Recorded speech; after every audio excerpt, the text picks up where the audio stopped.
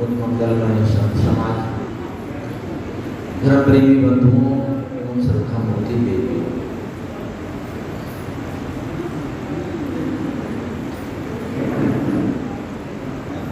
हम सबको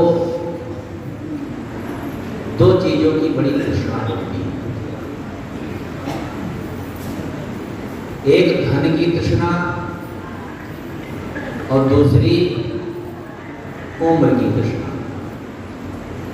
हमारे पास अधिक धन हो जाए और हम बहुत अधिक जी लें, ज़्यादा दिन तक हमारी जिंदगी हो,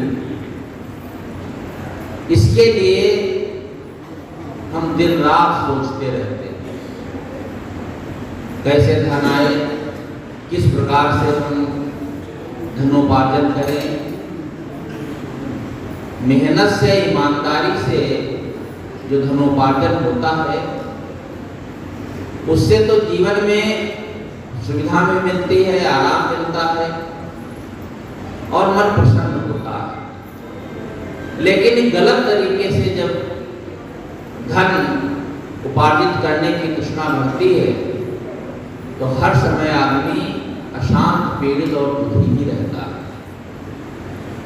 और जो ज्यादा दिन जीने की तृष्णा रखता है वो जीवन में कुछ कर नहीं पाता है, क्योंकि उसे लगता है अभी तो थोड़ा जिए हैं और जिएंगे तो यह काम करेंगे, वह काम करेंगे। भक्ति के मार्ग में, ज्ञान के मार्ग में भी यही एक बड़ी बीमारी है। लोग सोचते हैं अरे भाई तो जवान है, 40-45 साल के हैं, इस उम्र में कहीं भक्ति भजन सत्संग करना उपयुक्त रहेगा और जिएंगे। देखो लोग 80-90-100 साल तक जीते हैं, जब ज्यादा उम्र हो जाएगी तब यह सब करेंगे। इसलिए ज्यादा जीने की जो भावना है, इसको लेकर के जो काम करना चाहिए, जैसे जीवन जीना चाहिए वह नहीं जी पाते हैं, और जो काम बहुत जल्दी कर लेना चाहिए वह काम बहुत देर में हो पाता, हो ही नहीं पाता कितने लोगों का। बुढ़ापा में भजन भक्ति सत्संग ध्यान साधना कैसे लोग कर सकते हैं? चाहते तो हैं, मन तो हो जाता है, मन बन जाता है, लेकिन तन साथ नहीं देता है। कहीं शरीर में पीड़ा है, कहीं पैरों में दर्द है, कम सुनाई देता है, दिखाई कम देता है, बात समझ में नहीं आती है और सुनते भी हैं, भूल भूल बड़ी जल्दी जाते हैं। बहुत सी ऐसी बातें होती हैं ज्यादा उम्र में जो साधना भजन में रोड़ा बन जाता है। लेकिन वही व्यक्ति जल्दी से एक काम शुरू कर दे तो बहुत कुछ उसके पास ज्ञानार्जन करके इतना खजाना हो जाएगा, इतनी पूंजी हो जाएगी कि बुढ़ापा में चाहे समझ में आए ना आए, कम दिखाई दे, धुन सुनाई दे, उससे कोई फर्क नहीं पड़ता, क्योंकि उसके पास ज्ञान का इतना धन हो गया है कि वो पूरे जीवन भर उससे अपना निर्वाह कर सकता है अध्यात्म के मार्ग में।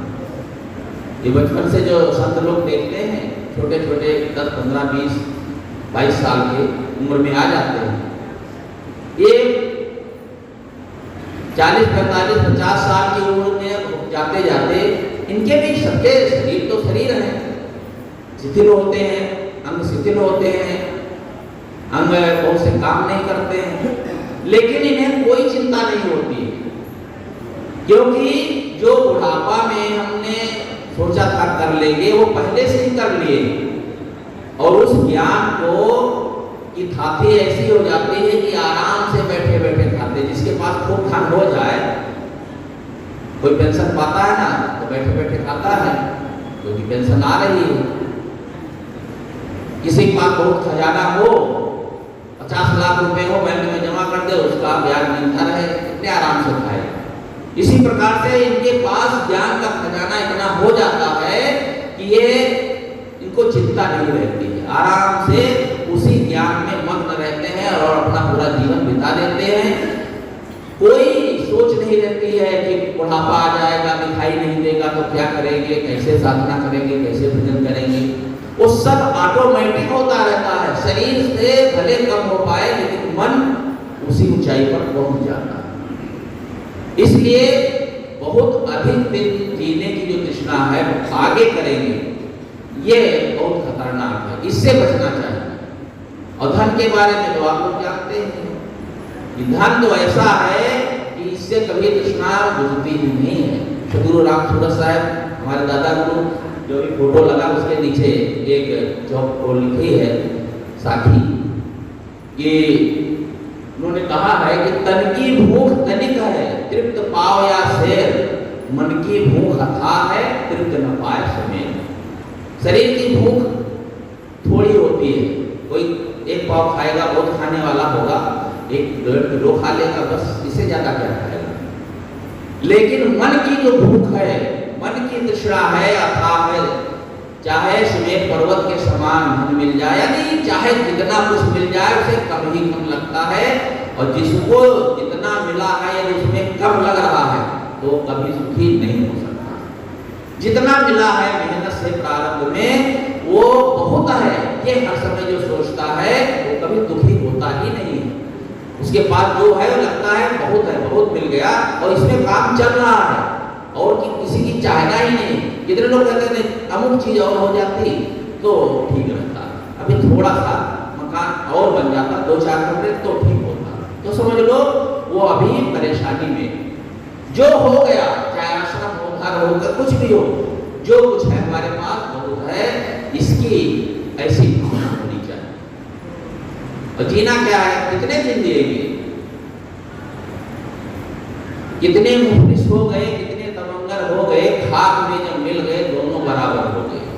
चाहे कितना कोई बड़ा आदमी हो, चाहे छोटा हो, गरीब हो, अमीर हो, धनी हो, कुछ भी हो, सब बराबर हो जाते हैं। बहुत अधिक जीने वाले बहुत अधिक दिन तक जो संसार में रहे वे खाली हाथ चले गए और कुछ भी नहीं कर पाए, ना समाज के लिए ना अपने जीवन के लिए। और थोड़े थोड़े दिनों में ही शरीर छोड़ दिए, 40 साल, 20 साल, 35 साल की उम्र में ऐसे ऐसे महापुरुष इस संसार को बहुत कुछ दे गए, आप लोग सब जानते हैं। इसलिए बहुत अधिक जीने की तृष्णा ये भी एक हमारे मन का धोखा ही है। लेकिन लोग सोचते हैं अभी नहीं तो आगे कर लेंगे, कुछ समय और मिल जाए। आदमी कैसे अधिक दिन जीने की तृष्णा रखता है, एक उदाहरण याद आया।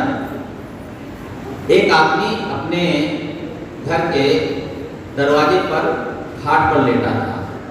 कहानी काल्पनिक है लेकिन लोगों की जो भावना होती है उस पर ये जो कहानी बनाई गई ये बिल्कुल सटीक बैठी। तो ऊपर से एक विचित्र आदमी उतरा, वेशभूषा भी विचित्र, पहनावा विचित्र। तो जैसे नीचे उतरा उसने देखा, आप कहाँ से आए हैं? कहा मैं यमलोक से आया हूँ, यमराज ने मुझे भेजा है, मैं उनका यमदूत हूँ। आपने यहाँ कैसे आए? उसने एक लिस्ट निकाली जिसमें 60 लोगों का नाम लिखा। कहा ये क्या है? कहा इतने लोगों का समय पूरा हो गया, अब इनको ले जाना है एक एक करके। तो उसने लिस्ट जैसे ही हाथ में पकड़ा तो देखा पहला नाम उसी का था। कहा भैया ये तो पहला नाम मेरा ही है। कहा बस इसीलिए तो तुम्हारे यहाँ उतरा हूँ, अब तुम तैयारी करो चलो। उसने कहा अरे ऐसे कैसे, पहले से सूचना देते, पहले से तुम बताते, अचानक कैसे आ गए? सरकार की भी कोई कार्रवाई होती है तो नोटिस दी जाती है, उसके बाद में कार्रवाई की जाती है। बिना नोटिस के जैसे घर गिराने आ जाते लोग, बुलडोजर चला दिए, अरे ऐसे थोड़ा होता।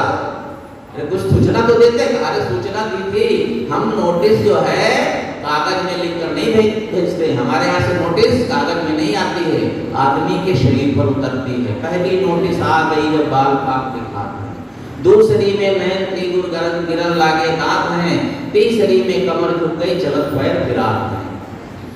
आ गया वारंट चौथा। हर समय नोटिस नहीं आती है, कई नोटिस आने के बाद फिर वारंट आता है, तब जबरदस्ती बिना जमानत के ही पकड़ करके ले जाएंगे।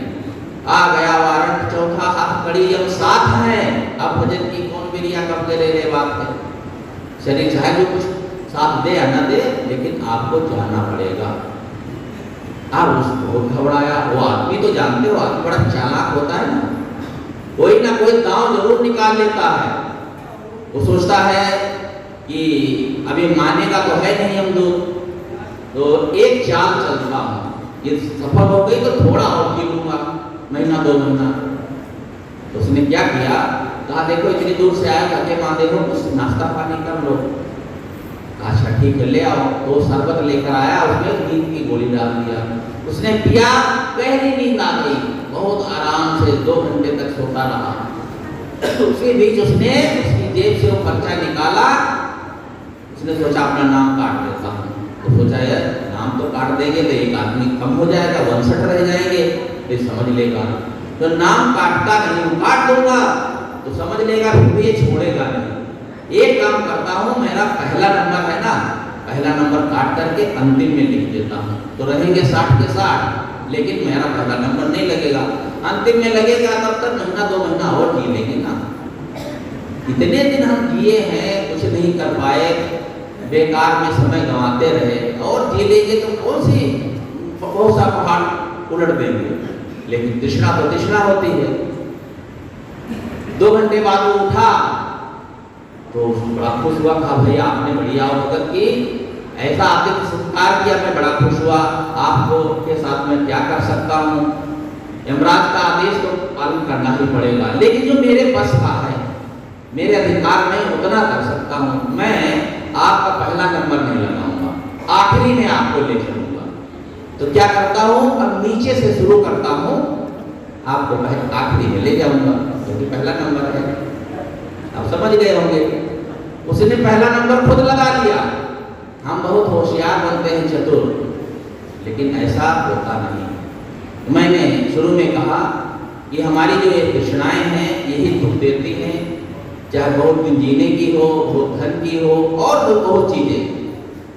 बस कुछ नहीं चाहिए, ये जो संतोष वृत्ति आ जाती है, फिर कोई चिंता नहीं, कोई दुख नहीं। और ये सब बातें कहने में ऐसा लगता है बड़ा सरल, और लोग भी कहते हैं रे कहने के तो है, लेकिन इतना कुछ देखो संतों में भी फैला हुआ है, ये कैसे हो गया। ये तृष्णा करके नहीं होता है, ये स्वाभाविक होता है, वो कहने की जरूरत नहीं है। गुरुदेव जी का जब यहाँ आगमन हुआ था इलाहाबाद में, और आज तक जो ये देखा जा रहा है, ये सब स्वाभाविक हुआ है, तृष्णा नहीं, कोई कामना नहीं। और वह यही कारण है कि सब कुछ इतना कुछ होते हुए भी सभी संत सभी साधक मगन हैं, आराम से जीवन जी रहे हैं, और दूसरों को इसकी सीख दे रहे हैं। और यहाँ से जो सीख हमें मिलती है वो हमें लेना है, और आप लोग यहाँ आते हैं, ये बड़े सौभाग्य की बात है। संतों के दर्शन सत्संग का लाभ लेते हैं। मैं और अधिक अपनी बात न बढ़ा करके यही समाप्त करता हूँ। बोलिए सद्गुरु